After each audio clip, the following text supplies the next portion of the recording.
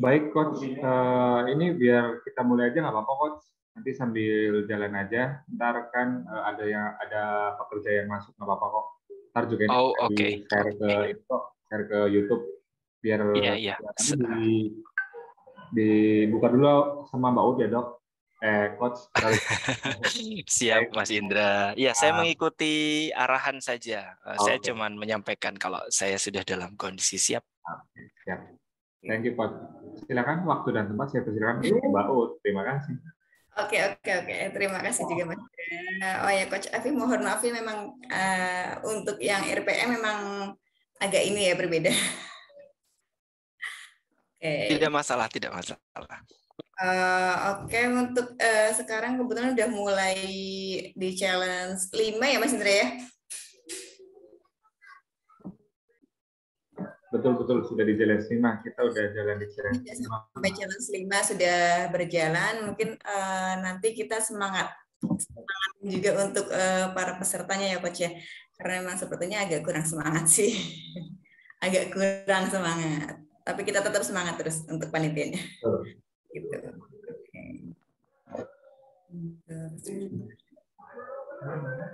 Nanti Coach Afif mau pakai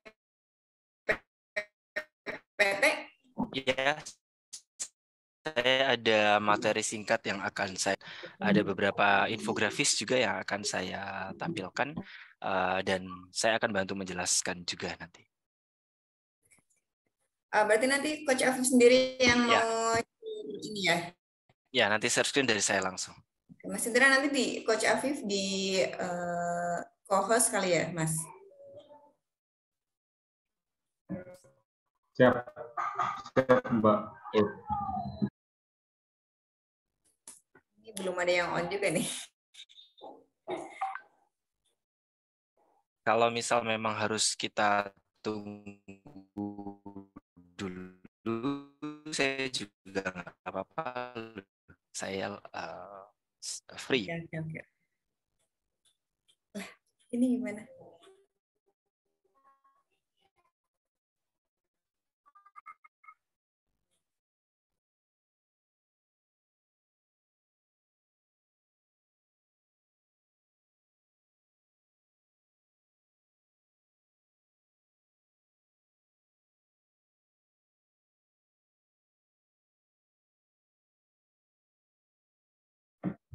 Sudah?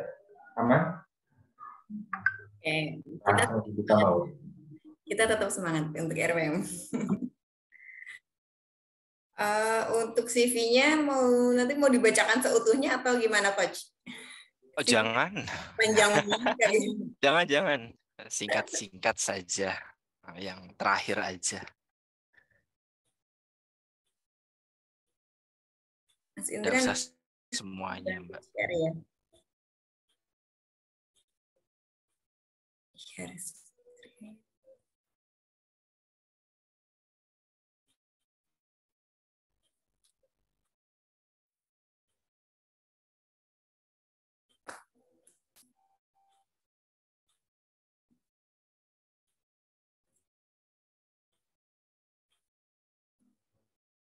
Sudah 10 menit lewat, belum ada yang masuk.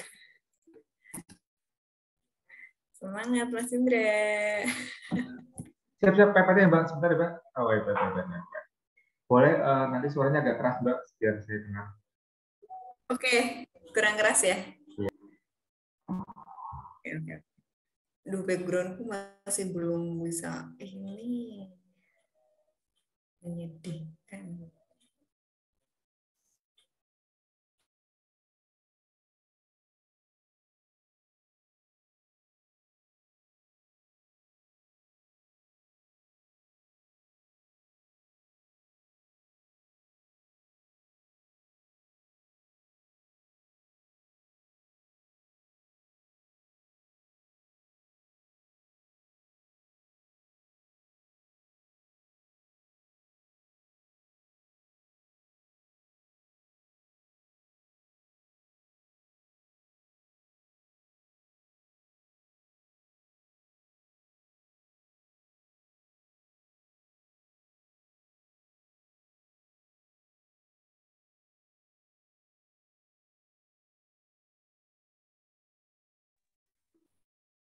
Jam terbangnya udah tinggi banget ya Coach Afif.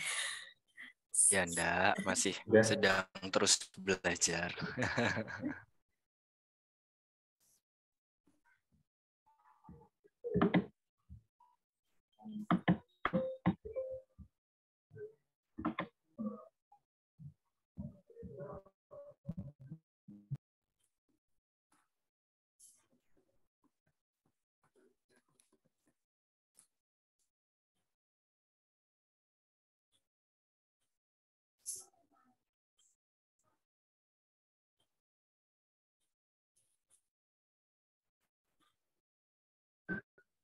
Sudah bisa dimulai, Mbak? Sudah kita mulai. Oke, silakan dibuka untuk konsul online sore kali ini. Oke, terima kasih untuk Coach Afif, terima kasih Mas Indra, dan terima kasih untuk rekan-rekan untuk Perwira Pertiwi juga untuk yang Pertamina Regional Papua Maluku. Untuk malam hari ini di Papua Maluku sudah malam ya Coach ya.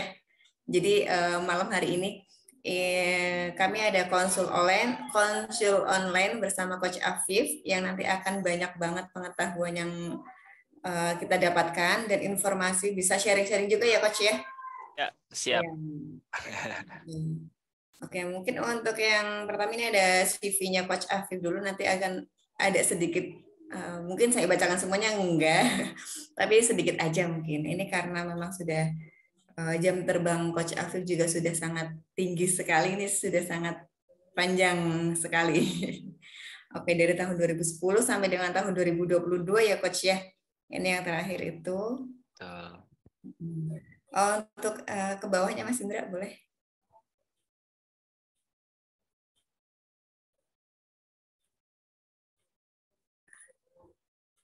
Page selanjutnya Mas Indra. Turunin dikit. Oke, publication ada dari 2010 sampai 2020 juga sudah sangat panjang sekali. Di workshopnya juga ini ngisi juga ya Coach ya untuk workshopnya ya sebagai narasumber dan pembicara juga ya Dok. Dok. Coach. Ya, sebagian sebagai peserta untuk pengembangan kompetensi, sebagian sebagai trainer di sana. Coach Afif Kurniawan MPSI PSI. Ini sudah lagi OTW ke S3-nya ya, Coach ya? Sedang jalan. Mohon doa dan dukungannya. Semoga semuanya berjalan lancar.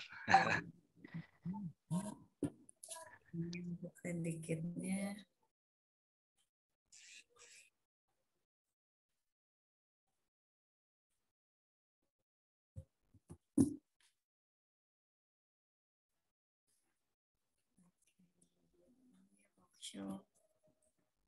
Sudah sampai luar kota juga, bahkan luar pulau kayaknya ya Coach ya? Ya, psikologi olahraga membawa saya alhamdulillah bisa berkeliling Indonesia sih, termasuk Papua. Hanya saja mungkin Maluku memang belum tinggal itu Papua yang sudah, belum. ya? Papua sudah, Maluku yang belum. Semoga dalam waktu dekat saya punya kesempatan untuk berkunjung ke sana. Udah tuh, Mas Indra udah sampai Maluku Coach. Tapi harus ke Maluku nih Coach. Iya, semoga nanti saya bisa ke sana dan menemui Mas Indra. Mas Indra ada di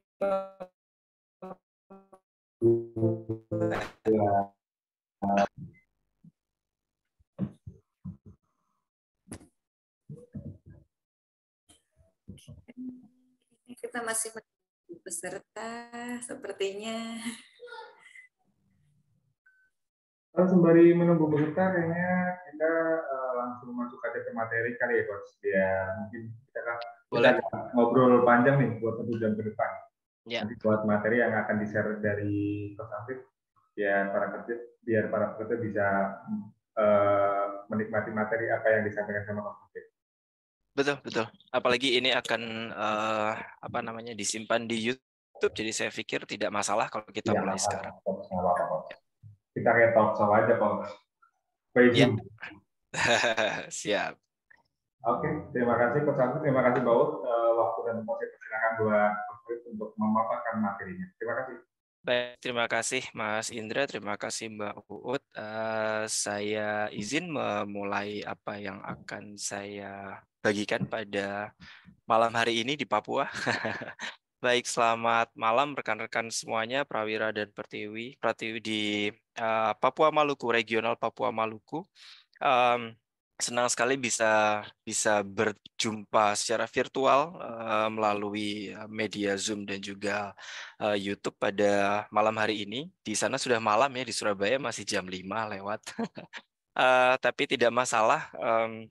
Teknologi membuat kita tidak merisaukan perbedaan waktu. Oke, sebelum saya mulai, saya ingin menyapa dulu rekan-rekan semua dan juga ketua program Sebuse ini. Dan saya pikir ini adalah kesekian kalinya saya dilibatkan dalam sesi, dan saya sangat senang gitu rekan-rekan sangat memprioritaskan dan memberi perhatian pada kesehatan fisik dan juga psikologis.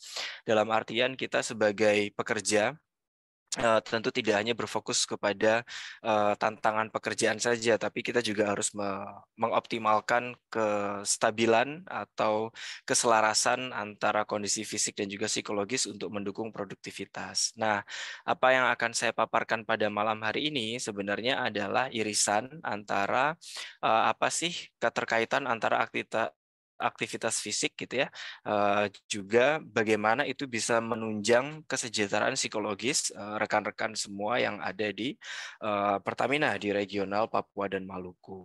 Nah, saya menampilkan ini sebenarnya sangat sangat mengapresiasi tagline yang dibuat oleh rekan-rekan The Game Changer gitu ya, dengan font yang sudah seperti Avenger. Ini luar biasa nih. Sekali lagi, kita semua sebenarnya memiliki peran yang besar untuk perubahan, dan perubahan paling mendasar adalah sebenarnya dilakukan oleh diri sendiri. Tapi nanti saya akan bahas lebih lanjut kenapa saya harus tampilkan ini di awal, karena sebenarnya apa yang kita akan bahas adalah bagaimana olahraga dan aktivitas fisik itu ternyata bisa menjadi game changer bagi karir kita, bahkan bagi kemampuan dan performa kita di dalam pekerjaan. Nah, sebelum ke sana saya mau menampilkan dulu sebenarnya apa sih yang kita definisikan sebagai olahraga gitu ya. Nah, olahraga itu rekan-rekan sebenarnya didefinisikan di dua jenis gitu. Ada yang didefinisikan sebagai sports dan ada yang didefinisikan sebagai exercise. Nah, apapun aktivitas fisik yang melibatkan fungsi tubuh gitu ya, yang memiliki benefit secara fisik maupun medis gitu ya, itu akan dimaknai sebagai exercise. Dan exercise sendiri itu termasuk salah satu upaya untuk mencapai health and wellness. Wellness dalam artian tidak hanya faktor fisik tapi juga faktor psikologis. Nah, ini kalau nggak salah kan sudah sampai level 5 ya di regional Papua Maluku. Artinya rekan-rekan sudah dalam fase menjadi good habit harusnya gitu ya. Jadi sudah terbiasa melakukan aktivitas fisik, olahraga yang cukup rutin dengan segala macam tantangannya, saya yakin gitu ya. Saya sendiri kadang-kadang juga masih kerasa berat ya dan seterusnya. Tapi bagaimanapun juga melihat definisi ini sebenarnya ada banyak sekali benefit yang bisa kita dapatkan dari olahraga itu sendiri. Nah, bedanya adalah kalau sports itu exercise ditambah dengan competitiveness. Jadi ada competition di dalamnya dan ada sisi sportainment di dalamnya. Nah, itu adalah konteks sport. Nah, apa yang dikerjakan oleh rekan-rekan sekarang ini sebenarnya adalah masuk ke dalam sports gitu ya. Ada sisi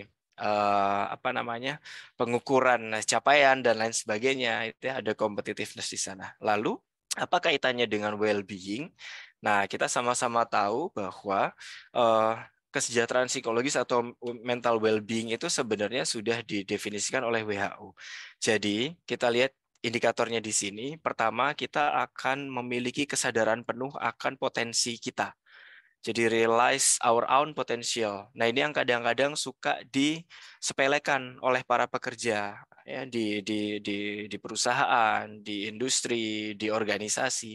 Itu sering disepelekan dalam artian ya saya ya begini gitu ya. Kemudian ya kemampuan saya begini aja gitu. Padahal sebenarnya ada banyak sekali potensi-potensi yang belum di-unlock gitu ya.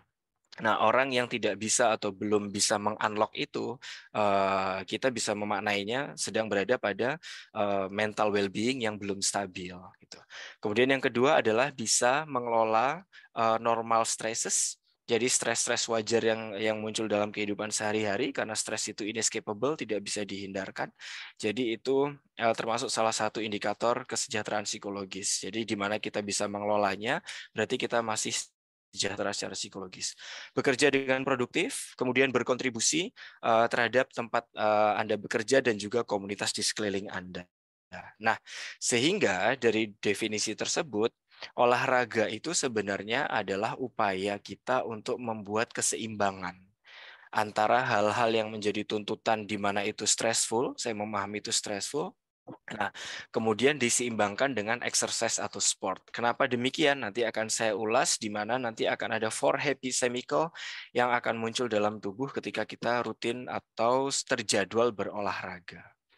Oke, jadi kalau kita lihat di sini poin by poinnya sebenarnya olahraga itu ya pasti akan memberikan benefit pada fisik, itu jelas ya, membuat tubuh kita lebih sehat, imunitas meningkat, kemudian otot menjadi lebih terbentuk meskipun kita tidak sedang dalam kondisi yang ingin sampai ke bodybuilding dan lain sebagainya, tapi kita jadi lebih fit secara proporsi, kita juga lebih fit gitu. Nah, tetapi di dalam kajian yang akan kita bahas sore hari ini, malam hari ini, itu adalah role besar dari olahraga atau exercise itu sendiri adalah keeps our mind healthy. Otak kita akan tetap sehat selama kita tetap bergerak gitu.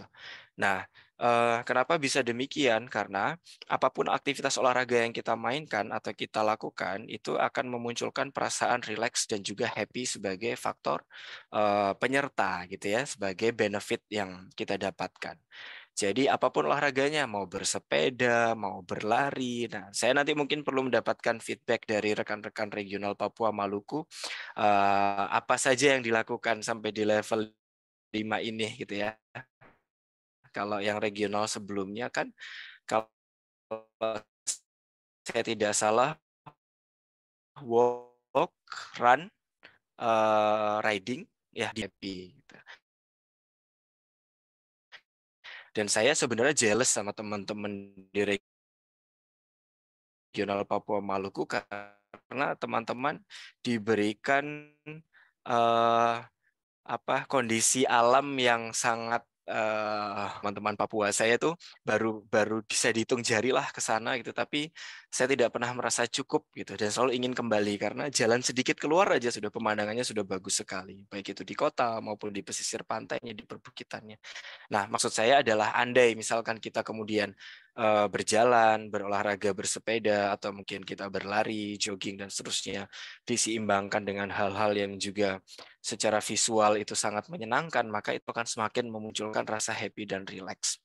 Nah, dengan demikian, maka olahraga itu adalah kunci untuk kita mencapai kepuasan gitu ya, dalam hal keseimbangan diri kita gitu. Ada orang-orang yang bekerja terus sebenarnya dia achieve something lah, dia mencapai suatu prestasi tapi dia nggak happy. Bisa jadi mungkin dia kurang seimbang di kesejahteraan psikologisnya, mungkin dia kurang mengeluarkan keringat, mungkin dia terlalu banyak duduk ya, sedentary lifestyle, mungkin dia banyak melakukan kegiatan yang lekat dengan gadget dan lain sebagainya. Jadi stresnya juga semakin bisa mendukung tercapainya kesejahteraan psikologis. Pertama, meredakan stres. Jadi sebenarnya ini aksi reaksi. Jadi kalau teman-teman atau rekan-rekan Prawira Pertiwi yang ada di regional Papua Maluku mengalami kondisi-kondisi yang stressor-nya cukup khas gitu ya, cobalah untuk rutin melakukan exercise gitu. Yang simple aja, satu hari misalkan 15 menit, berjalan misalkan 6.000 langkah gitu ya. Ya disarankan memang 8.000 sampai 10.000 gitu ya, tapi kalau 6.000 cukup lah gitu. Itu bisa mengaktifkan hormon-hormon yang membuat kita itu mampu untuk melihat stres dengan lebih clear. Artinya bukan berarti ketika kita berolahraga stres langsung hilang, bukan begitu ya gitu. Tapi kemampuan kita menghadapi stres itu lebih baik. Nah, di sini yang dimaksud dengan reducing the stressors. Lalu kemudian melatih fokus, meningkatkan kepercayaan diri. Banyak dari kita yang merasa terbantu dengan melakukan olahraga rutin, merasa lebih confidence karena mungkin ya saya tidak menampik ya, berat badan mungkin menjadi ideal, bentuk tubuh menjadi ideal, kemudian lebih bugar gitu ya, lebih fit dalam beraktivitas, lebih tidak mudah kelelahan dan lain sebagainya. Kemudian mengembangkan sportsman spirit. Nanti akan saya bahas satu persatu. Dan ini yang paling penting, kita berada di era di mana tingkat depresi itu semakin meningkat, dan beraktivitas fisik, terutama olahraga, itu akan membuat kita keeping the depression away. Kemungkinan-kemungkinan kita untuk mengalami depresi itu menjadi semakin rendah gitu ya. Kenapa? Karena yang poin berikutnya, maintaining good mood, kita akan selalu berusaha dan kita akan senantiasa berada pada level mood yang stabil. Ya, good itu adalah keuntungan, tapi stability itu adalah hal yang harus kita upayakan. Dan yang terakhir pasti adalah physical health. Nah, ini ya tadi yang saya sampaikan. Jadi pada saat kita berolahraga, tubuh kita tuh melepaskan endorfin. Endorfin ini natural mood booster yang bisa melawan stres dan juga depresi. Nah, endorfin ini juga adalah salah satu zat yang dilepaskan ke dalam tubuh yang membuat kita merasa lebih baik, lebih rileks, dan juga memunculkan optimisme. Nah, sehingga kadang-kadang rekan-rekan itu tanpa disadari atau mungkin disadari, ketika setelah berolahraga, itu tiba-tiba melihat suatu tugas atau tantangan itu menjadi lebih mampu gitu. Oh iya, kayaknya aku punya ide gini deh. Kayaknya bakal tak giniin aja deh. Itu muncul setelah kita beraktivitas fisik. Nah, ternyata itu adalah salah satu benefit dari pelepasan endorfin ini di dalam tubuh. Nah, ketika ini dilepaskan, maka rasa nyeri, rasa sakit, kemudian rasa beban berat yang muncul di kepala dan lain sebagainya di jaringan otot yang terdampak pada stres itu tadi, terdampak oleh stres itu tadi menjadi sedikit berkurang. Nah, selain endorfin, sebenarnya ada happy chemical yang lain, yaitu dopamin, serotonin, oksitosin, yang sebenarnya empat-empatnya itu berfungsi dengan cara yang berbeda. Nah, kalau endorfin itu exercise itu secara otomatis akan melepaskan endorfin, tetapi kalau untuk happy chemical yang lain itu mungkin perlu adanya setting-setting seperti competitiveness, seperti misalkan kalau aku sudah berhasil finish sekian kilo dalam waktu sekian menit, maka itu akan menghasilkan kepuasan tertentu. Nah, di situ dopamin yang bekerja, atau mencari reward dan lain sebagainya gitu ya. Itu juga happy chemical yang lain. Tapi pada intinya adalah keempat happy chemical ini dilepaskan ketika kita berolahraga.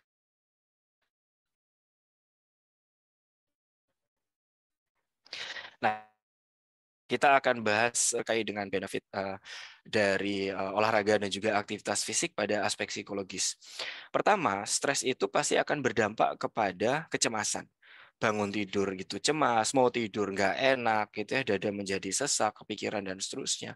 Nah, olahraga dalam bentuk sederhana seperti stretching atau simple yoga, latihan nafas itu akan meredakan mental stres dan juga kecemasan. Lalu pada saat kecemasan itu kita rilis gitu ya, atau kita reduksi, maka tubuh kita dan pikiran kita itu menjadi lebih renggang, menjadi lebih longgar dalam beban.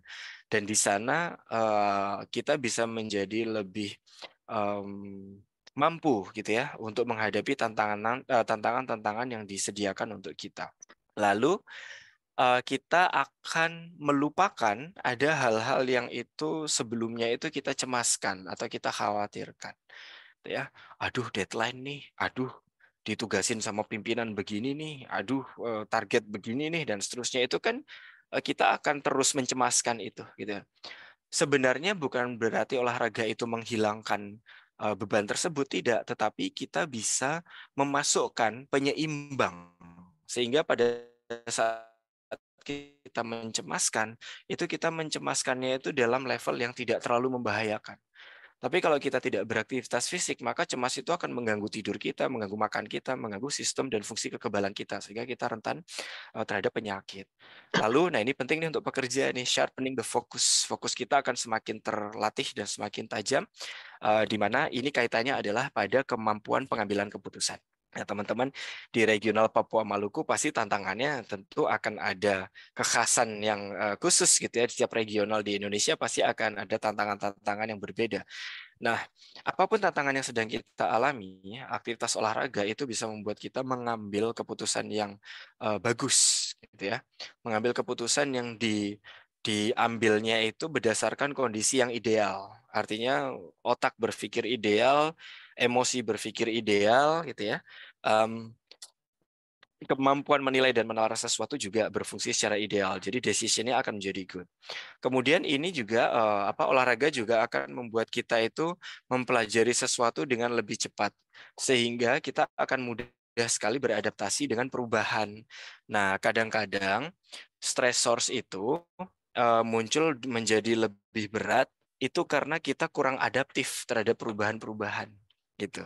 Maka dari itu sebaiknya rekan-rekan juga perlu untuk menjadwalkan sebuah aktivitas olahraga yang rutin gitu ya.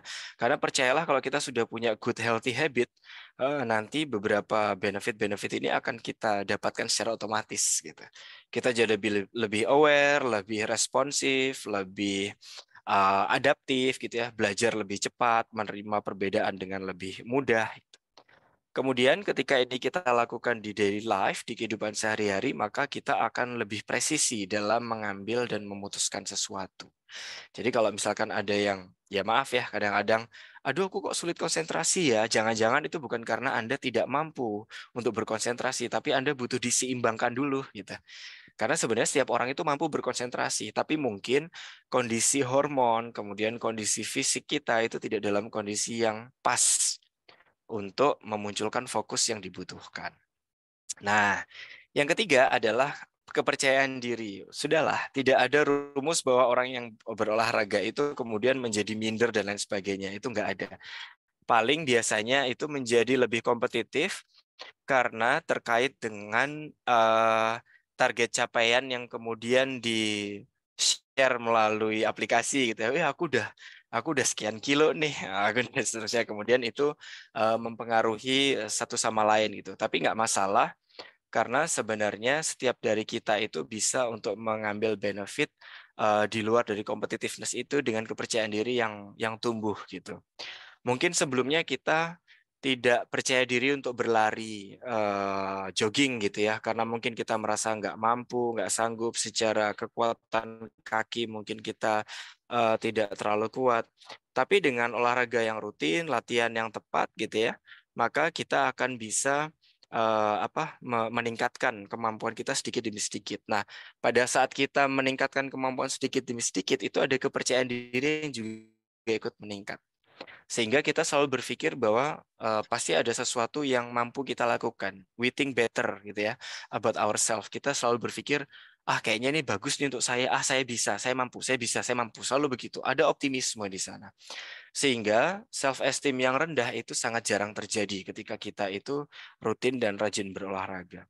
Lalu kita akan memiliki energi yang lebih untuk menghadapi hal-hal yang menjadi tantangan dalam kehidupan sehari-hari.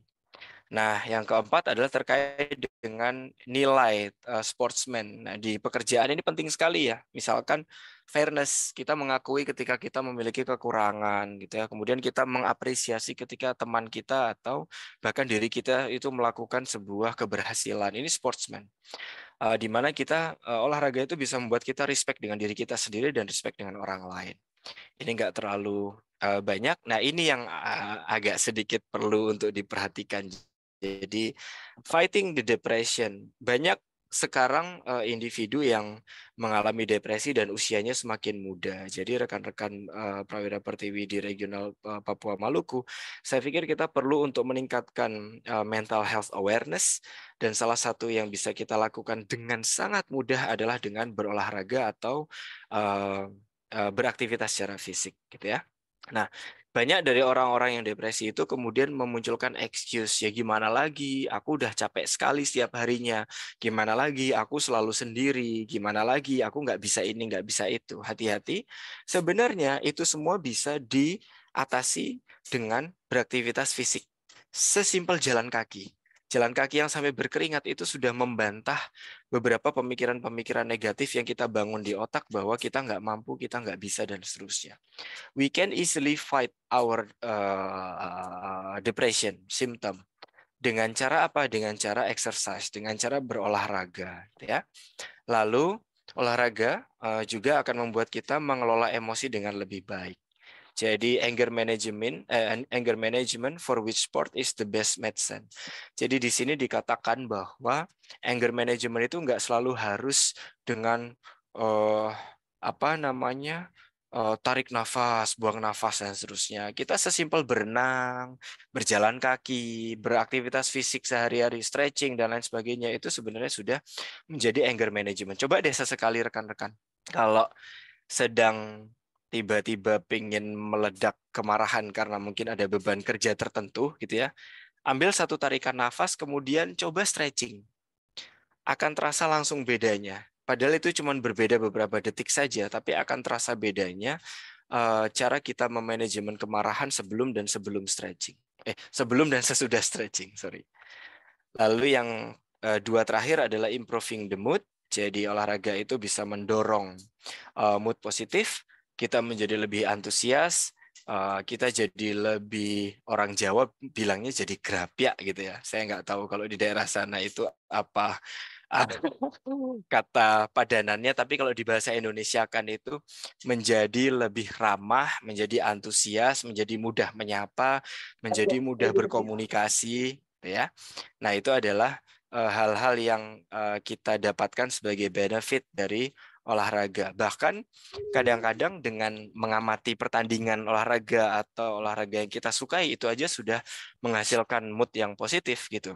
Saya masih ingat betul di Stadion Mandala di Papua, waktu itu saya masih mendampingi tim olahraga ya. Saya masih menjadi psikolog pendamping dari Persebaya Surabaya. Kemudian saya mendengar semacam kebiasaan dari rekan-rekan pecinta olahraga di Papua itu, bahwa meskipun mereka menonton Persipura, tetapi siapa yang bertanding dan menghadirkan sepak bola yang menarik untuk dilihat, maka mereka akan memberikan dukungan berupa sorakan dan lain sebagainya. Dan ternyata itu benar-benar terjadi, gitu ya. Artinya publik itu ketika melihat pertandingan olahraga itu sebenarnya juga sedang merilis endorfin yang membuat kita happy gitu ya. Dan itu akan membuat mood menjadi lebih baik ya. Pokoknya jangan sampai kemudian kita terlalu fanatik gitu ya, atau misalkan kita terlibat dalam kebutuhan-kebutuhan yang sebenarnya tidak ada pada nilai olahraganya itu misalkan. Kemudian kita akan secara gradual itu akan akan mereduksi tereduksi kecemasan. Sorry, saya tadi ke distrak suara. Ada suara anak kecil jadi ke distrak sedikit. Jadi kita you forget the anxiety itu maksudnya bukan berarti kita lupa apa yang mencemaskan kita, tetapi kita punya kemampuan yang lebih baik dalam mengelola kecemasan kita. Dan terakhir adalah physical health di dalam, makanya ada dulu ya mensana in corpore sano, di dalam tubuh yang sehat terhadap jiwa yang kuat. Nah, itu sebenarnya bukan sekedar jargon gitu ya, tapi memang terbukti secara ilmiah, terbukti secara empirik bahwa healthy body is the key to healthy mind. Jadi kalau kita mau sejahtera secara psikologis, fisik kita harus kita dahulukan.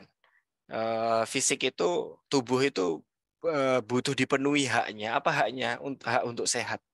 Dengan berjalan kaki, dengan berolahraga, dengan stretching, dengan bersepeda, dengan berlari, dengan saya tidak tahu olahraga apapun itu, tapi sebenarnya healthy body itu dengan apapun upayanya itu akan menghasilkan kemampuan yang bagus untuk aspek psikologis. Dan yang terakhir adalah being fit and fine necessarily keeps you in being mentally fit and sound.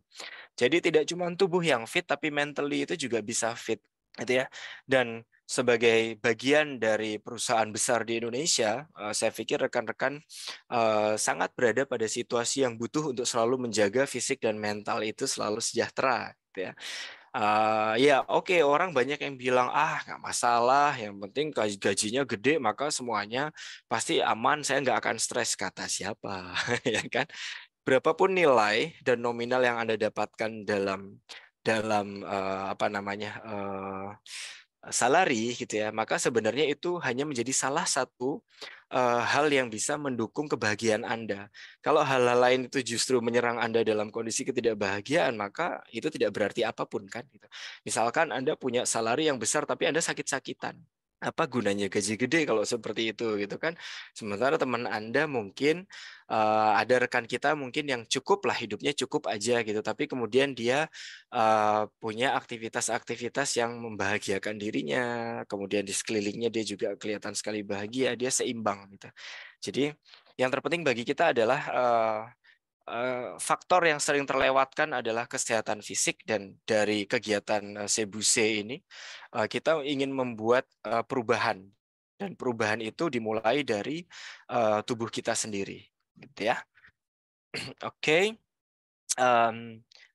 saya pikir itu ini. Nah, terakhir, jadi di sini saya ingin sekali lagi menyampaikan ke rekan-rekan bahwa saya ingin melingkari ini sports challenge, kemudian boost up performance. Nah, challenge itu berarti olahraga yang kita lakukan itu sekarang sudah berada pada level yang bukan hanya di level exercise, tapi kita semua starting dengan exercise. Yang tidak terbiasa jalan menjadi jalan, itu sudah capaian rekan-rekan. Yang tidak terbiasa bersepeda menjadi bersepeda, yang tidak terbiasa berlari menjadi mampu berlari. Saya tidak membahas berapa kilonya, saya tidak membahas pace-nya, saya tidak membahas berapa total waktunya, tidak. Tetapi sporting activity-nya itu yang menjadi penting. Dan challenge yang paling penting adalah bagaimana kita men-challenge pikiran kita sendiri, sehingga performance yang ada di sini tidak hanya kita maknai sebagai performa kerja, tidak hanya kita maknai sebagai performa dalam konteks olahraga, tapi juga kita maknai sebagai performa kerja dan juga performa di dalam daily life. Jadi sekali lagi, kenapa saya tadi mengatakan bahwa saya sangat senang dengan game changer ini, karena sekali lagi kita semua adalah the game changer untuk diri kita sendiri. Saya pikir itu sharing saya terkait dengan bagaimana keterkaitan antara fisik dengan kesejahteraan psikologis. Saya sangat terbuka untuk diskusi dari rekan-rekan sekalian. Begitu Mbak Uut, sedikit sharing yang bisa saya sampaikan. Oke, baik. Terima kasih banyak, Coach. Ini lebih ke psikolog kita ya. Biasanya kan kita dengan dokter-dokter nih. Untuk kali ini kita memang berbeda nih dengan ahli psikolognya sama olahraganya kita ini. Oke, ini ada satu pertanyaan sih. Jadi gini dok, gini Coach. Jadi kita tuh gimana caranya itu kita untuk mindset kita untuk melakukan olahraga, tapi tidak hanya di challenge ini aja. Biasanya kan ketika ada challenge nih kita gerak terus, tapi ketika sudah challenge sudah off, kita untuk mindset kedepannya tuh gimana Pak sih gitu dong? Ya, jadi terima kasih pertanyaannya. Jadi challenge ini berfungsi sebagai trigger, gitu ya.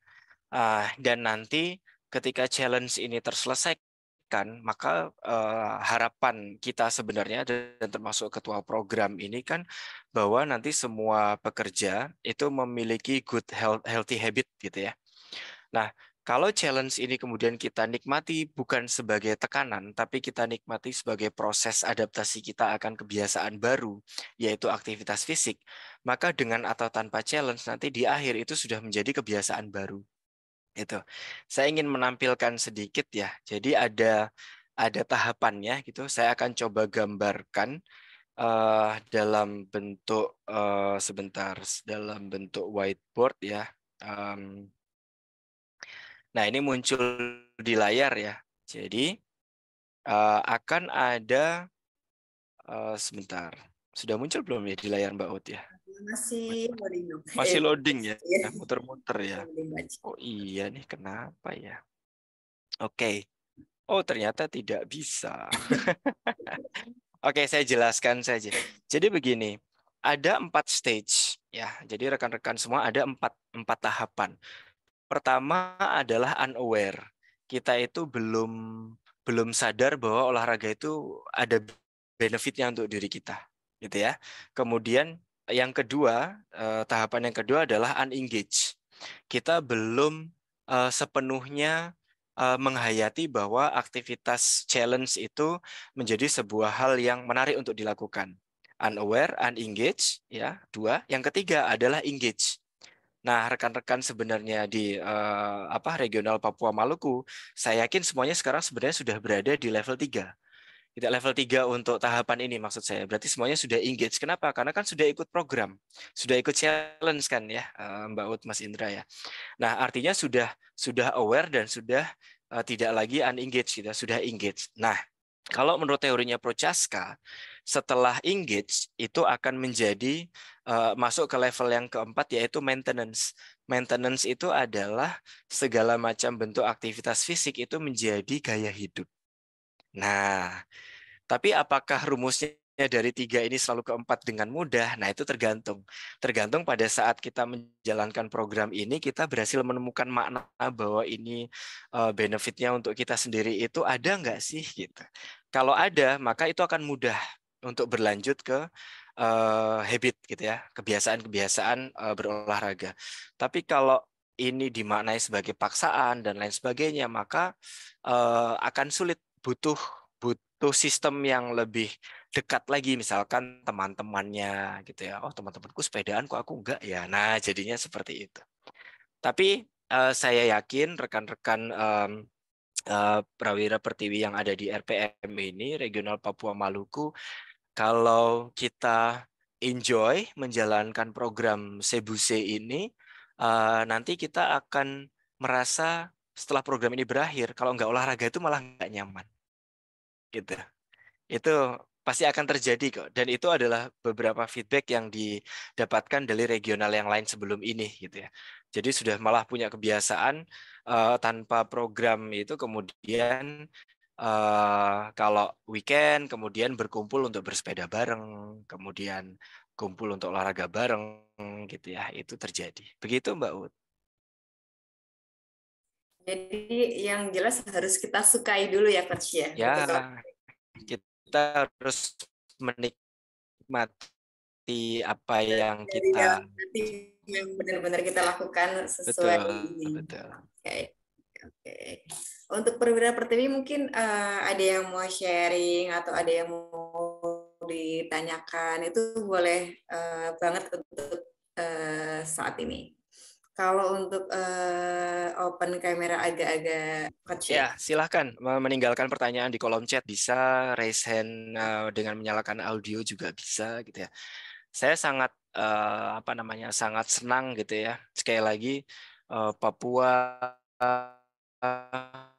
itu meninggalkan kesan yang mendalam gitu ketika saya mendampingi tim olahraga gitu, dan saya melihat di sana itu banyak sekali aspek yang seharusnya bisa kita gunakan untuk mendukung kebiasaan kita dalam beraktivitas fisik, utamanya adalah olahraga. Iya, Ini ada pertanyaan nih. Oke. Berarti itu Ya. ini ada yang tanya nih Coach dari KX. Yep. Izin bertanya Coach, bagaimana menjaga konsistensi pasca challenge nih Coach? Oke, ini kelanjutannya yang tadi.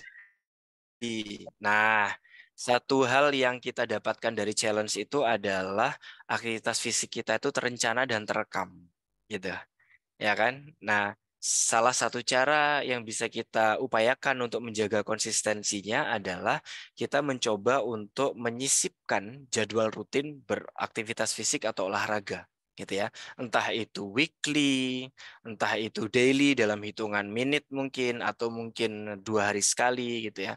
Yang simpel-simpel aja, tetapi yang paling penting adalah terjadwal. Gitu. Nggak usah yang berat, jarang olahraga tiba-tiba langsung ultramaraton gitu. Waduh, yang repot rumah sakit nanti ya kan. Lebih baik yang kecil-kecil tetapi konsisten. Jadi dan bagaimana cara menjaga konsistensinya adalah dengan meneruskan kebiasaan-kebiasaan kita ketika challenge itu dilakukan. Apa kebiasaannya? Terjadwal. Gitu. Terjadwal, terpola. Nah, teman-teman kan sudah paham pola dan penjadwalannya ketika challenge itu. Ada yang lebih nyaman ketika berolahraga di pagi hari, ada yang lebih nyaman di sore hari. Nah, itu terserah, itu masing-masing gitu. Saya pribadi merasa lebih nyaman di pagi hari misalkan. Itu gaya saya dalam berolahraga. Sehingga saya selalu mengoptimalkan waktu di momen-momen pagi hari gitu ya untuk menyempatkan berolahraga. Misalkan yang nggak berat-berat lah, stretching ringan. Kemudian sekarang kan banyak aplikasi-aplikasi yang apa namanya berolahraga tanpa perlengkapan yang rumit gitu ya. Nah, itu juga bisa dilakukan. Jadi konsistensi itu kuncinya adalah penjadwalan. Yang kedua adalah mindset. Nah, ini yang kedua ini. Jadi mindsetnya adalah pasca challenge kita harus tetap men-challenge diri kita sendiri. Nah, ini kita menggantungkan konsistensi itu pada sesuatu yang tetap challenging. Dan yang membuat kita tetap ter-challenge adalah mindset kita sendiri. Jadi kalau ya oke, ini challenge dari program gitu ya, Sebusi. Tapi kalau programnya berakhir, kalau kita sendiri nggak men-challenge diri kita sendiri, maka konsistensi akan sulit terbentuk. Gitu. Dan untuk bisa men-challenge, silahkan dicari tujuan atau goal setting, baik itu dalam bentuk short term, mid term, long term goal setting yang Anda inginkan dari aktivitas olahraga. Misalkan mau turun berat badan berapa kilo, mau lebih bugar ketika beraktivitas fisik, mau lebih mungkin terkait ada bagian tubuh yang ingin dibentuk gitu ya secara muscular atau body shape dan seterusnya, itu silakan. Setiap orang akan berbeda-beda. Dan kalau sudah non challenge dan non program, biasanya ini sangat tajam individual differencesnya. Gitu. Contoh misalkan saya dengan rekan saya punya sahabat sama-sama pernah mendampingi tim olahraga. Dia dokter juga, sekarang sedang studi. Kami senang men-challenge beraktivitas olahraga, tapi ternyata dari aktivitas lari yang pernah kita lakukan, ternyata target capaiannya berbeda. Yang satu target capaiannya adalah menjaga pace dia lari karena dia adalah pelari ultra, sementara saya nggak mungkin dong mau menyamakan level saya dengan dia gitu. Target saya simple, pokoknya jogging 5 kilometer tanpa berjalan. Udah itu aja. Meskipun pace-nya itu 8 menit, 8, sekian. Bahkan waktu awal saya mencoba itu sampai mendekati 9 menit karena joggingnya sangat lambat. Tapi saya tidak mau berjalan. Nah ini kan mindset. Nah ini yang poin kedua yang harus kita lakukan. Kalau yang poin pertama tadi adalah penjadwalan. Poin yang kedua adalah we need to challenge ourselves. Kita harus memberikan target capaian untuk diri kita sendiri. Nah kalau saya yang tadi saya ceritakan, challenge-nya adalah sesimpel, oke, saya mau finish 5 kilo. Kalau waktu, sudahlah, saya nggak akan sampai di pace yang 6,5 sampai 7 lah gitu ya, seperti rata-rata waktu seharusnya atlet gitu. Karena saya bukan atlet maraton apalagi.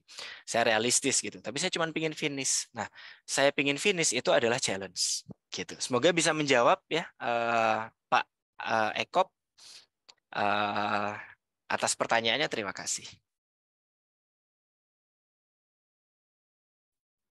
Oke, emang sebenarnya emang jujur ya Coach ya. Kadang tuh kita membentuk mindset kita tuh agak susah, apalagi untuk olahraga ya, yang seharusnya tuh memang kita harus benar-benar bentuk secara benar gitu. Cuma Betul. memang saya sendiri jujur agak susah, yang mungkin setiap pagi harus berjalan 5 menit atau berapa menit itu agak susah Iya, sih. karena memang lebih mudah memunculkan excuse kan daripada men-challenge diri sendiri gitu. Makanya ketika saya ditanya bagaimana cara kita memulai mindset untuk men-challenge diri sendiri adalah mulailah dari yang paling visible untuk bisa kita lakukan secara simple.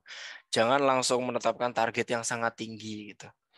Jadi sesimpel bangun tidur stretching 5 menit aja, misalkan di ekstremitas atas leher, pinggang gitu ya, punggung, tangan, pundak dan lain sebagainya. Nah, itu 5 menit itu kan hal yang tidak sulit dan bisa kita lakukan. Nah, tapi itu sudah menjadi challenge untuk mindset kita.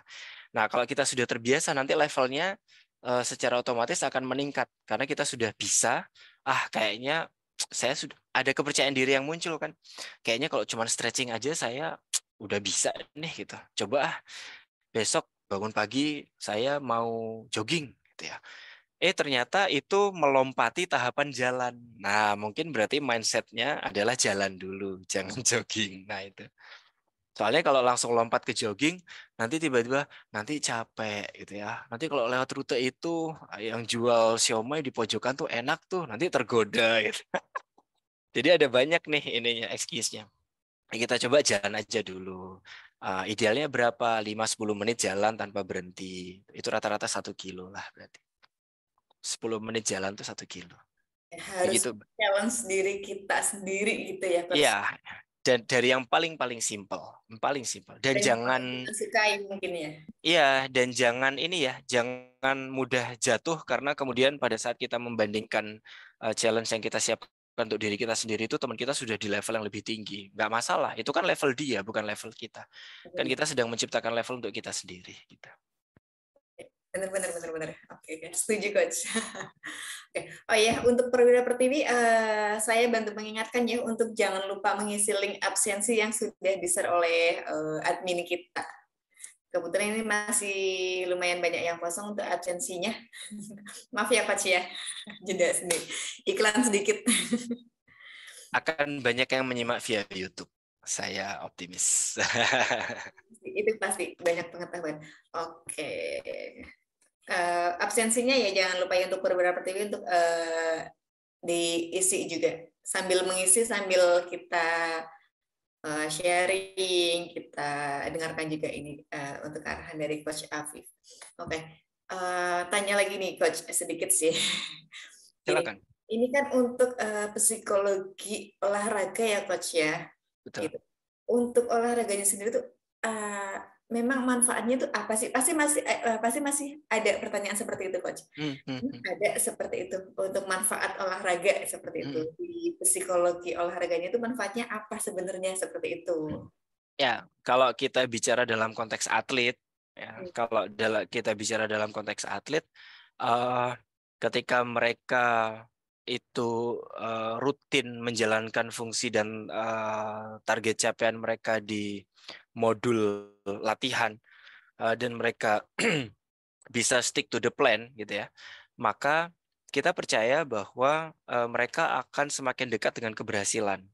Keberhasilan itu tidak selalu tentang medali, trofi atau peringkat 1 gitu ya, tapi keberhasilan dalam life skills karena mereka akan menghadapi tantangan demi tantangan. Misalkan saya sharingkan nih sedikit ya teman-teman rekan-rekan di regional Papua Maluku, saya sharingkan sedikit. Saya pernah menghandle salah satu atlet di mana dia itu baru saja meraih medali emas. Ya. Kemudian ketika setelah pengalungan medali, saya bertanya kepada yang bersangkutan, apa sih makna medali itu? Ketika saya terima di podium itu adalah bentuk jawaban atas latihan yang saya lakukan secara keras gitu ya. Dan itu bentuk afirmasi dari setiap mindset yang saya masukkan di otak gitu. Dan itu membuat saya ingin terus mencapai hal yang baru. Nah, terus saya tanya, besok medali itu masih berharga nggak untukmu? Udah enggak? Sudah tidak gitu. Kenapa? Karena bagi saya yang lebih berharga adalah besok saya akan latihan lagi. Karena saya tahu hanya dengan cara begitu, saya akan bisa meraih keberhasilan yang lebih baik lagi. Maksudnya gimana? Misalkan saya itu berprestasi sampai di level yang lebih tinggi, maksudnya dunia, gitu ya, maka saya akan mendapatkan banyak sekali akses untuk meraih keberhasilan di masa depan. Mungkin saya akan mendapatkan keterampilan yang lebih baik ketika nanti saya tidak lagi menjadi atlet. Mungkin saya akan mendapatkan kesempatan untuk berkarya dalam bidang kepelatihan dan seterusnya. Nah, ini mindset yang berkembang di atlet. Kalau non atlet bagaimana gitu ya? Kalau non atlet adalah saya selalu mendorong untuk berdekatan dengan aktivitas fisik karena sebenarnya dari situ kita akan mereduksi yang paling sederhana self doubt.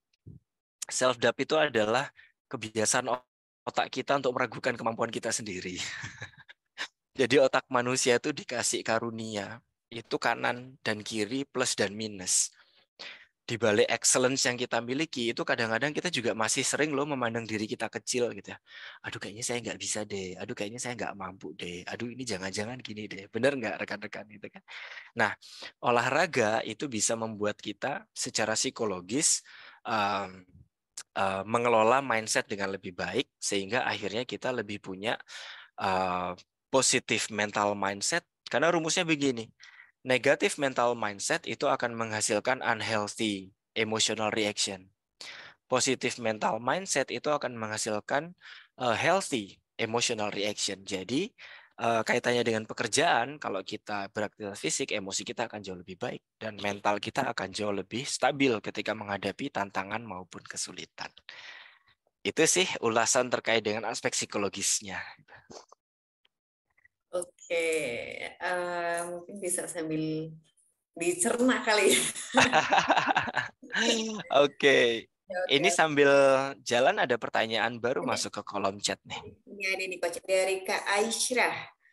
Ini bertanya Coach, apakah ada olahraga tertentu jika ada orang yang mempunyai penyakit tertentu, semisal asma, Coach? Ada nggak? Ya, baik. Terima kasih pertanyaannya Kakak Aisyah. Tentu ini nanti perlu berdiskusi dengan pendamping medis ya, seperti dokter dan juga tenaga medis yang mendampingi program gitu. Tapi sependek yang saya ketahui, untuk penyakit tertentu itu tetap ada beberapa penyesuaian aktivitas fisik yang menjadi rekomendasi, gitu ya. Yang tidak disarankan untuk rekan-rekan yang memiliki penyakit asma itu kan melakukan aktivitas yang high intensity kan, high intensity interval training itu kan sangat memacu dan memicu kecepatan nafas dan juga detak jantung gitu. Jadi itu sangat beresiko terhadap asma.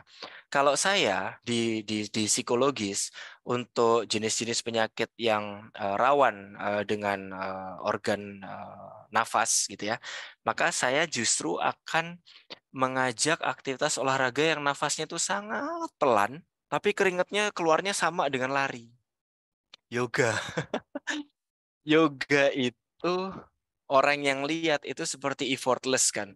Cuman gerak satu, gerak dua, ya kan, tangan ke atas, badan ke depan, ke belakang, dan seterusnya. Silahkan dicoba. Nanti Anda akan merasakan nafas Anda akan jauh lebih baik karena itu menstabilkan dengan dengan hirupan nafas dan hembusan yang sangat low intensitasnya, gitu ya. Tetapi ototnya bekerja sangat keras, gitu ya. Dan ketika kita sangat fokus gitu ya, sangat mindful dengan olahraganya, maka keringat yang kita keluarkan juga akan sama banyaknya dengan berjalan dan berlari. Jadi saran saya yang pertama, Kak Aisyah, adalah diskusikan dengan ahli, dalam hal ini dokter, terkait dengan penyakit yang dimiliki dan olahraga apa yang masih bisa dilakukan. Kedua, saya ingin menyemangati gitu ya, bahwa yang dimaknai olahraga itu nggak harus selalu berpasangan dengan aktivitas yang selalu berat gitu. Yang ringan pun juga sebenarnya sama olahraganya. Jadi mungkin sambil bisa dicari gitu ya, apa ya kira-kira yang aman untuk saya yang punya asma gitu. Teman saya ada yang atlet softball dan dia punya asma gitu, tapi dia preventif. Jadi dia menghindari mengikuti pertandingan-pertandingan yang high intensity. Jadi dia mainnya kayak main yang di kompetisi slow pitch kayak gitu sih. Gitu. Tapi tetap yang paling utama adalah diskusikan dengan tenaga medis. Begitu Mbak Ut. Oke, seperti itu ya Kak Aisyah. Mungkin bisa yoga mungkin bisa jadi untuk pilihan salah satu ya Coach ya. Betul, betul. Dan itu susah loh. Saya pernah mencoba dan saya mengapresiasi teman-teman yang sudah bisa berolahraga yoga dengan rutin. Itu susahnya minta ampun. Saya Terlihat lebih sepele ya. terlihat mudah kan. Wah, tapi itu susahnya minta ampun. Saya sendiri juga tidak bisa. Iya kan, ternyata susah. Kalistenik itu juga bisa ya, itu tidak terlalu. Tapi mungkin dikonsultasikan juga sih. Jadi Tetap beban berapa yang dikonsultasikan. aman. Tidak. Betul, Ada. betul, tetap dikonsultasikan. Oke, ini masih ada pertanyaan nih Coach dari Kak Dewi Apriani. Ya. Terus izin bertanya, ada plan untuk naik sepeda tiap sore, tapi tidak ada teman, jadi malas akhirnya batal olahraga. Tapi kalau ada teman semangat, itu gimana ya Coach? Oke. Ini harus ada temen dulu nih, baru. Oke. Terima kasih Kak Dewi atas pertanyaannya. Boleh nanti dituliskan di kolom chat juga ya gitu. Sebenarnya faktor apa yang muncul ketika teman itu hadir gitu ya. Maksud saya apakah menjadi lebih aman ketika bersepeda gitu ya? Apakah lebih percaya diri? Apakah terasa bebannya itu menjadi lebih ringan karena disambi dengan ngobrol atau apa? Nah, itu perlu kita identifikasi dulu. Ngobrol dan kuliner mungkin, Coach. Ah, kalau kuliner ya itu mungkin setelah olahraga ya. Tapi faktor apa yang bisa dipasangkan dengan adanya teman ketika berolahraga itu dan itu yang bisa membuat kita bersemangat? Itu sebenarnya kunci yang perlu kita identifikasi dulu gitu. Jadi Kak Dewi mungkin bisa dilanjutkan di kolom chat kalau udah ketemu apa nanti kita bisa ulas juga. Saya masih bicara kemungkinannya ya. Nah, kasus yang seperti ini biasanya merasa lebih ya nggak sendirian aja gitu ya, ada temennya, jadi nggak jenuh.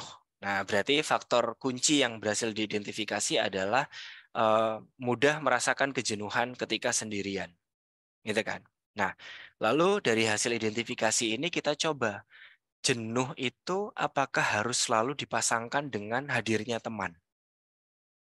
Nah, kita coba memikirkan gitu. Bisa nggak kita kemudian memunculkan adanya opsi selain itu bersama dengan teman-teman, jenuh itu bisa diatasi. Misalkan opsi A, mendengarkan musik dengan menggunakan headset, ya kan? Opsi B, memilih rute, ya, yang kemudian rutenya itu seru gitu, atau banyak menghadirkan kesenangan, entah itu rutenya banyak tempat kulinernya, atau menghadirkan pemandangan mungkin saya nggak tahu. Tapi itu mungkin bisa jadi opsi. Atau yang ketiga,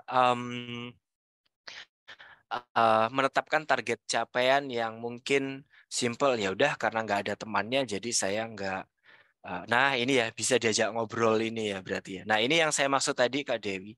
Jadi merasa lebih ringan karena target olahraganya tercapai bersama dengan ngobrol. Nah berarti Anda sudah berhasil mengidentifikasi Kak Dewi bahwa ketika Anda berolahraga Anda butuh eh, situasi di mana Anda tetap berinteraksi, gitu ya. Nah ini kenapa? Sorry.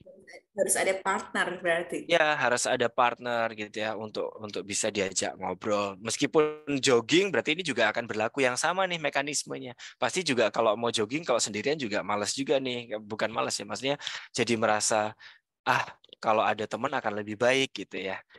Nah, kalau yang seperti ini jadi susah-susah gampang gitu, karena hampir menjadi sebuah syarat dan ketentuan yang harus terpenuhi dulu sebelum berolahraga. Gitu. Nah, saran saya berarti kita harus perkuat orang di sekitar kita untuk memiliki minat yang sama berolahraga di planning-planning yang kita sepakati. Jadi biasanya kendalanya ketika berolahraga berbareng-barengan itu adalah planningnya itu nggak ketemu antara orang A dengan orang B dengan orang C. A dan B bisa, C nggak bisa, ya udah batal gitu ya. A dan B nggak bisa, C-nya bisa sendirian, batal gitu ya. A sama C bisa, B-nya lagi ada acara, batal. Nah itu. Jadi yang perlu kita siapkan adalah langkah preventif, Kak Dewi. Jadi coba uh, rencanakan aktivitas olahraga itu bersama dengan komunitas, bisa 2 atau 3 orang paling sedikit. Kemudian kita sepakati di hari apa dan di jam berapa. Kemudian kita coba untuk berkomitmen untuk diri kita sendiri dan kemudian berkomitmen untuk kelompok kecil ini gitu ya. Nanti kalau sudah terbentuk, oh bisa rutin nih. Akhirnya rasa malas itu akan hilang karena oh ternyata kita semua bisa mendapatkan benefit yang sama. Itulah kenapa dalam sebuah challenge banyak juga yang menghadirkan tantangan dalam bentuk race kan. Sepedaan itu race ya kan, maraton juga race menyebutnya ya kan. Seperti yang sebentar lagi berjalan kan mau ada Bromocom itu ya. 100 kilo dari Surabaya sampai ke Bromo.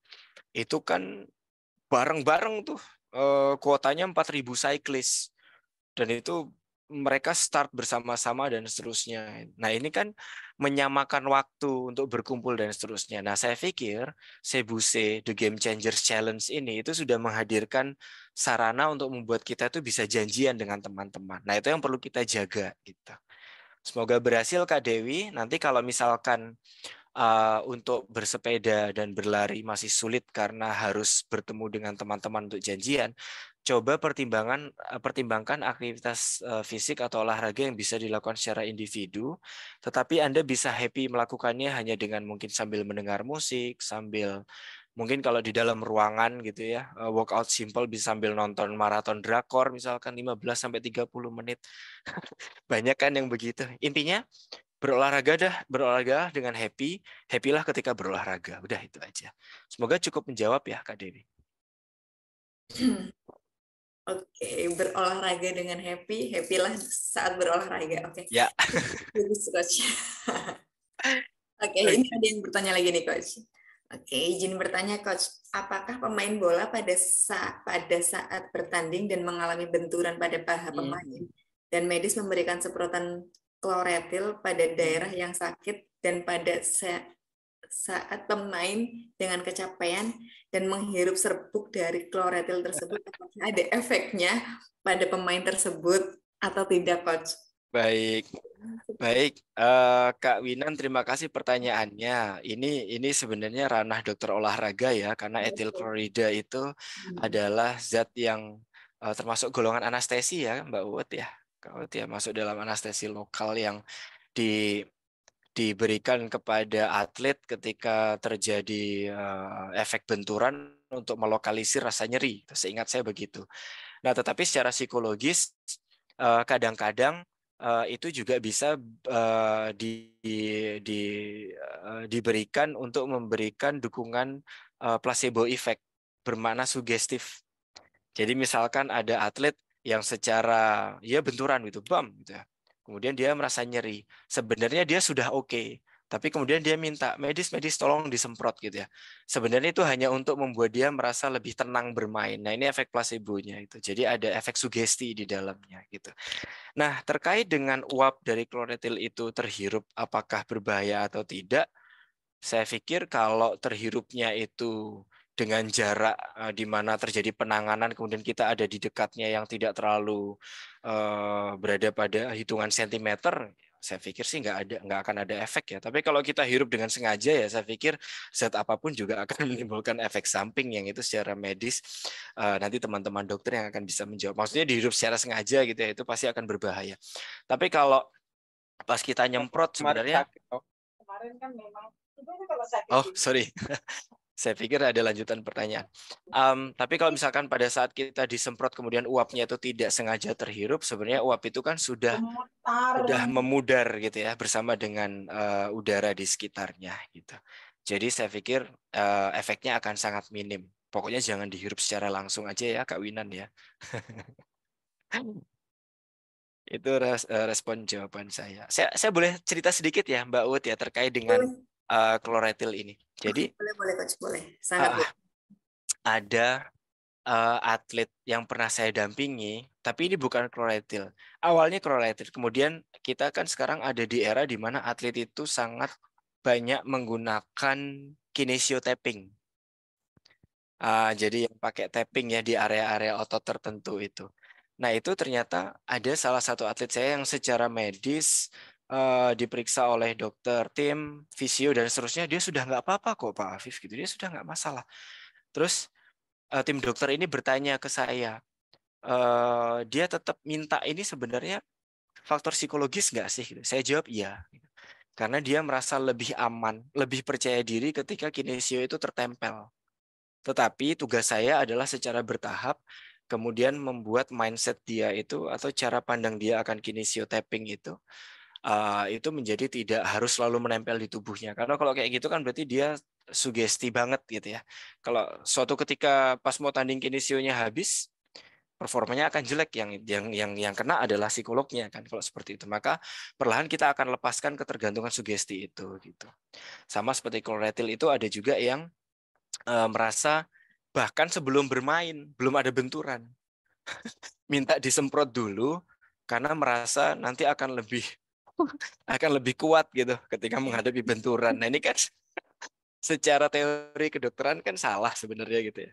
Tapi secara placebo effect, secara efek sugestif itu membuat dia lebih percaya diri, jadi ya udahlah kasih aja sedikit nggak apa-apa gitu. Ya, ada juga yang seperti itu ya, sugesti. Banyak Mbak Uut, kalau kita Dokter Agung tuh pasti juga sering menangani kasus tuh di national team tuh gitu. Banyak kasus-kasus yang unik-unik di olahraga di Indonesia itu terkait dengan sugestabilitasnya. Oke, saya bantu mengingatkan sedikit lagi ya untuk perwira pertiwi untuk jangan lupa mengisi link absensi yang sudah di-share oleh panitia, oleh admin kami. Oke, ini untuk psikologi olahraga itu benar-benar banyak ilmunya buat saya sendiri khususnya ya Coach ya.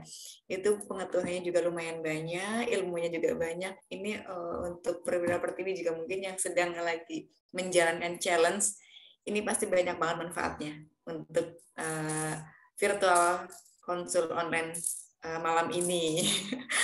Mau salah nih sore. Malam ini, oke. Untuk berarti mungkin ada yang mau sharing lagi atau mau ada yang ditanyakan lagi? Masih kami beri kesempatan. Bertanya, Kak. Oke, silakan. Ya, selamat malam, Coach. Assalamualaikum, Mbak. Selamat malam, Waalaikumsalam. Mau tanya nih. Ya, mau nanya nih, Coach. Contoh, kalau ini kan challenge, kita ikut challenge. Ada teman yang lain nggak ikut challenge. Jadi kita nih bersemangat-semangat nih, menggebu-gebu ikut challenge. Pasti kan satu sisi nih, ikut challenge kan, wah untuk menurunkan berat badan nih. Ya, tapi selama ikut challenge-nya selesai, berat badannya enggak turun. Akhirnya tuh bahasa teman gini, ikut challenge, semangat-semangat, ujung-ujungnya berat badannya enggak turun. Aduh, itu gimana untuk dari sisi psikolognya, Coach? Oke. Baik. Kak Dewi, teman yang menyampaikan seperti itu ada di sini juga nggak? Kalau iya, kita bisa diskusi langsung tuh. Nggak ada, Coach. Nggak ada ya? Oke. Tapi saya boleh lanjut bertanya ya. Sebenarnya turun berat badannya itu ditargetkan nggak berapa gram atau berapa kilo? Iya, ditargetkan 5 kilo, tapi 5 kilo sih, Coach. Tapi kan di sini mungkin berat badannya nggak kelihatan signifikan turun nih, tapi mungkin waktu ini timbang berat badan, ikut challenge tapi berat badannya naik, iya tapi mungkin massa ototnya kan yang naik, dia yang naik, tapi percuma ikut challenge tapi berat badan nggak turun. Aduh, itu gimana tuh dari sisi? Iya, baik, terima kasih. Sudah terkonfirmasi ya, kalau kita mau menurunkan berat badan 5 kilo itu butuh waktu yang cukup lama. Itu karena rasionya itu gini, Kak Dewi, ini dari yang saya ketahui dan saya coba gitu ya. Saya ketika berusaha menurunkan berat badan dalam tempo 1 bulan itu maksimal saya bisa turun itu hanya di 1,5. Itu olahraganya itu 1 minggu itu olahraganya 2 kali lah gitu. Nah, challenge ini dilakukan oleh rekan-rekan apakah setiap hari? Kan enggak gitu ya. Iya. Jadi rasio kita beraktivitas fisik, kemudian pola makan dan istirahat kita itu juga akan mempengaruhi gitu. Nah, kalau 5 kilo maka saya prediksi sebenarnya itu bisa 4 sampai 6 bulan gitu kan. Nah, ini sudah jalan berapa bulan challenge-nya, Kak Dewi? Sekitar 2 bulan ya. Nah, 2 bulan kan gitu. Jadi nggak apa-apa. Jadi gini, saya yakin sebenarnya ketika kita punya tujuan baik, itu akan ada orang-orang yang menilai dengan sudut pandang yang dia tidak melakukannya gitu. Jadi contohnya misalkan, saya ambil contoh saya sendiri dulu ya Kak Dewi ya. Saya pernah mencoba intermittent fasting. Puasa interval waktu gitu ya dengan rasio 14-8. 14 fasting time, 8 eating window. Kemudian ada teman saya, halah puasa nggak puasa juga berat badanmu sama aja. Ada yang begitu gitu. Padahal saya sudah berjalan 1 bulan program intermittent fasting itu dan sudah turun kira-kira hampir 0,8 1 kilo tapi belum stabil lah, intinya begitu. Gitu. Kan saya sedang semangat nih gitu ya. Memang belum sampai ke target capaian saya 3,5 kilo gitu. Saya sudah semangat, tapi ada yang komentar seperti itu. Ya saya down dong gitu ya. Waduh, iya juga ya gitu ya. Wah, benar juga ya gitu. Tapi ternyata kalau kita pikir lagi secara hitungan, ya memang kita belum bisa akan mencapai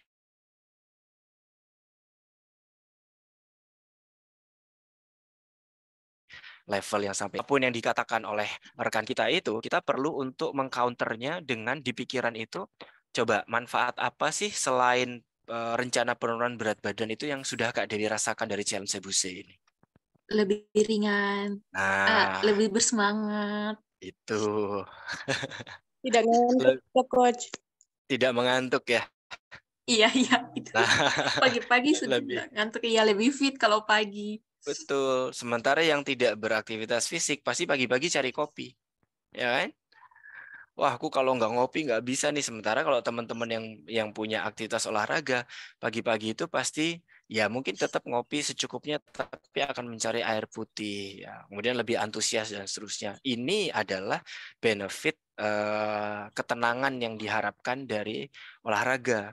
Dan itu memang sayangnya ya Kak Dewi ya, sayangnya itu memang tidak terlihat langsung. Maksudnya secara visual tuh kan nggak kelihatan gitu kan. Tapi cuman kita yang tahu. Jadi sekarang kembali ke diri kita sendiri masing-masing.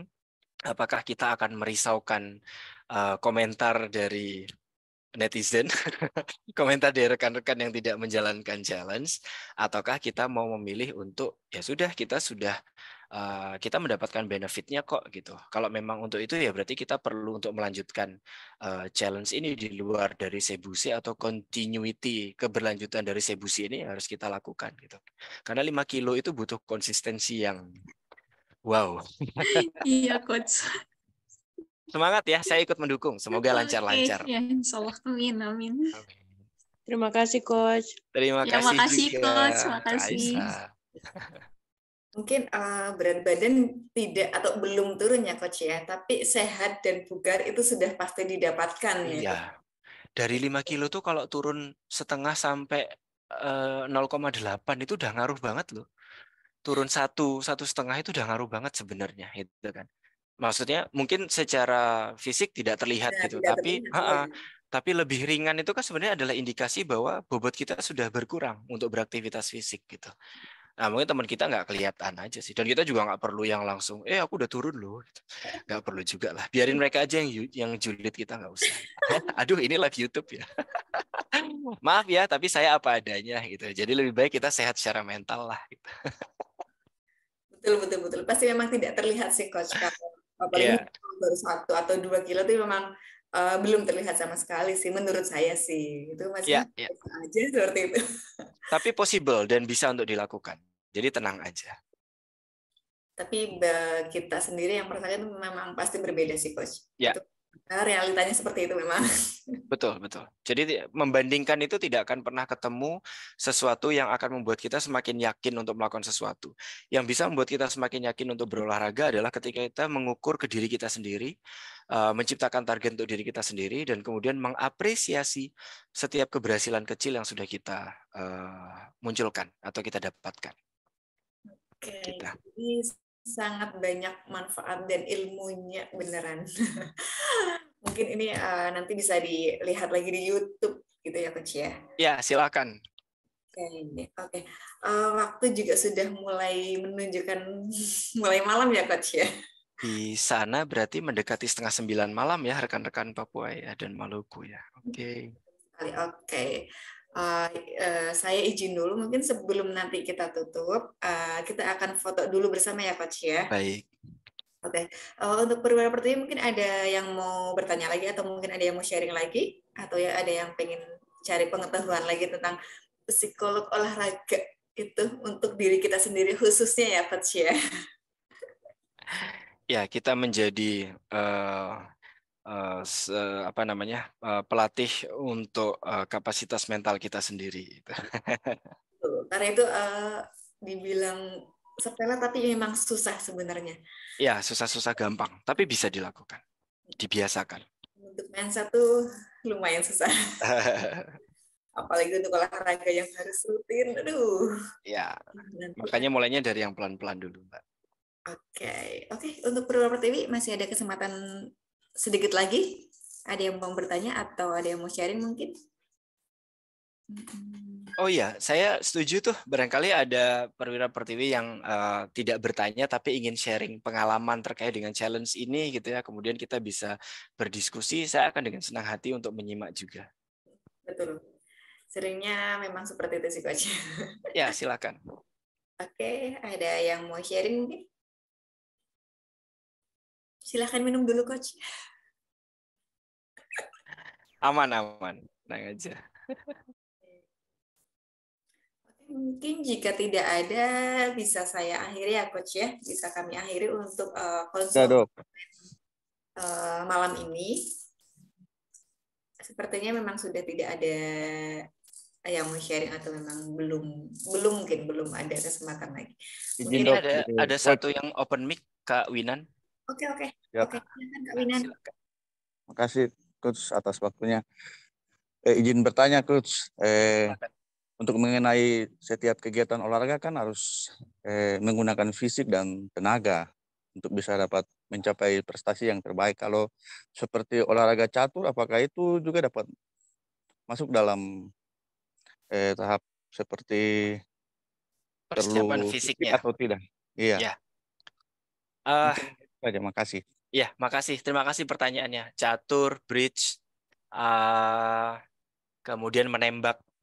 Ya, itu banyak pertanyaan serupa, Kak Winan. Terima kasih pertanyaannya. Tapi catur dan bridge itu tetap perlu energi, gitu. Artinya memang mereka tidak melakukan aktivitas fisik yang terlihat keras, gitu ya. Seperti berlari, melompat dan seterusnya itu tidak dilakukan di olahraga catur. Tetapi salah satu organ tubuh kita itu bekerja sangat keras ketika bermain catur, yaitu otak, mata, koordinasi gerak tangan, ya kan? Karena kan kalau kita memainkan catur cepat ya, Kak Winan, ya kan kita hitungannya waktu tuh. Nah itu tanpa kesiapan fisik yang baik, maka bisa jadi sudah kalah di awal gitu. Jadi kalau saya tidak tahu pertanyaan ini mungkin terkait dengan hobi, saya nggak tahu, atau mungkin terkait dengan pembinaan apa namanya atlet-atlet catur mungkin. Tapi saya sangat menyarankan mereka yang bermain catur juga perlu menjaga nutrisi, pola istirahat, gitu ya, makan, istirahat, tidur, kemudian perlu juga berolahraga, melatih kebugaran.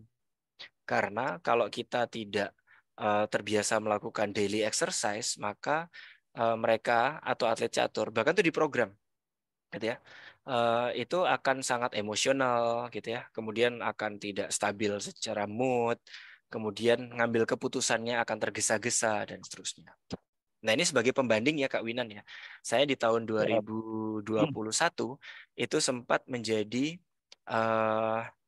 konsultan untuk atlet e-sport di salah satu perusahaan BUMN. Itu mereka punya divisi khusus untuk e-sport, gitu ya. Sama pertanyaannya, apakah mereka perlu nge-gym? Apakah perlu treadmill? Apakah mereka tinggal duduk dan kemudian berhadapan dengan layar main game aja gitu? Ternyata saya mencoba untuk melakukan eksperimen sederhana. Saya buat 2 kelompok. Satu kelompok saya biarkan tidak ada intervensi olahraga. Kelompok yang lain itu ada intervensi olahraganya. Artinya intervensi olahraga itu ada aktivitas fisik rutin yang mereka lakukan. Pagi hari itu mereka jogging, sore harinya mereka gym training sederhana lah gitu untuk menjaga kebugaran aja, bukan untuk pembentukan dan lain sebagainya. Ternyata pada saat turnamen gitu ya, 2 kelompok ini menghasilkan respon yang berbeda. Yang satu tuh yang kelompok eksperimen yang berolahraga itu jauh lebih tenang, jauh lebih siap, jauh lebih adaptif terhadap perubahan strategi karena game yang dimainkan adalah Dota. Kemudian sangat pola komunikasi mereka dengan teammates-nya itu sangat bagus, cepat sekali, dan seterusnya. Semua berjalan cepat dan bagus gitu ya. Sementara yang tidak itu mereka frustasi. Kenapa? setelah pertandingan mereka tuh mengungkapkan seperti ini. Saya itu tahu yang saya pikirkan dan mau saya lakukan, tapi saya kok nggak bisa melakukannya. Nah, ini karena dia tidak rutin melakukan aktivitas fisik, jadi terhambat di situ. Oleh karenanya justru kegiatan-kegiatan olahraga dalam tanda kutip yang duduk lama gitu ya, itu justru harus diseimbangkan dengan aktivitas fisik. Begitu Kak Winan, semoga membantu.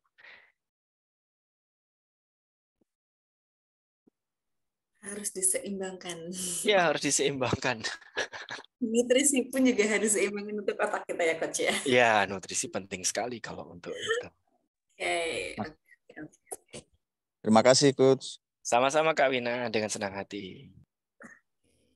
Ada lagi mungkin untuk Perwira Pertiwi? Mohon maaf sekali, saya bantu mengingatkan lagi untuk jangan lupa mengisi link absensi. Karena kebetulan di sistem kami baru 5 yang mengisi nih. Untuk absensinya nanti, untuk absensi ada poinnya juga loh ya. Nah, Pertiwi jangan lupa nanti di absensi kami ada tambahan poin untuk di challenge ini. Oke. Mungkin ada lagi yang mau bertanya atau ada lagi yang mau sharing? Sebelum kita tutup dan kita akhiri. TikTok. Oke.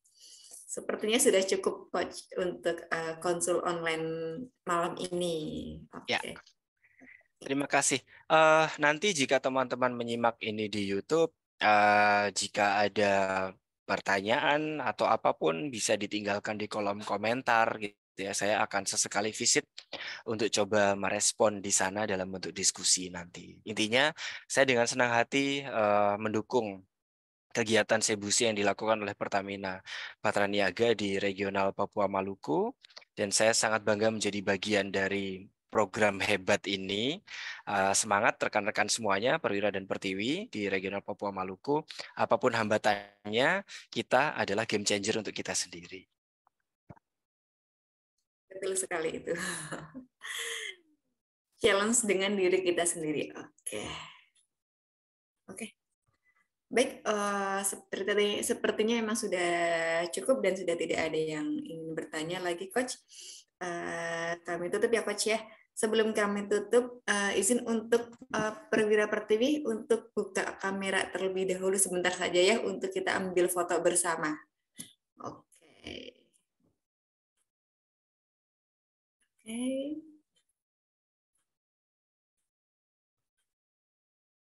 Ada yang sedang di luar, ada yang sedang di oke.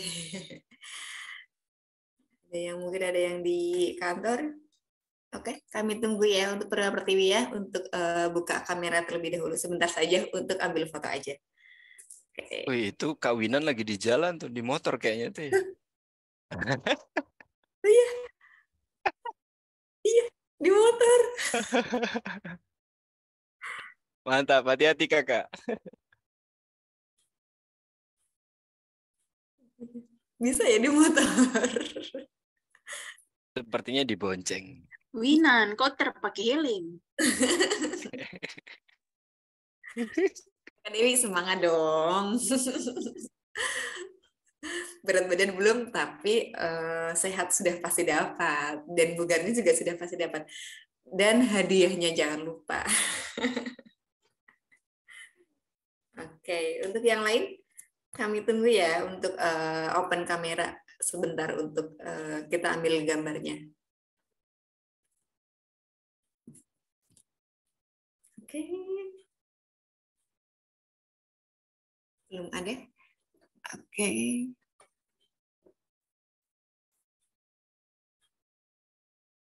Oke. Masih ada DCUFT Dobo, Dr. Randi, Kak Franky, Kak Reni, Kak Agus, Kak Dalila. Saya sebutkan semuanya. Oke, izin buka kamera sebentar ya Kak ya. Oke. Kita ambil foto bersama.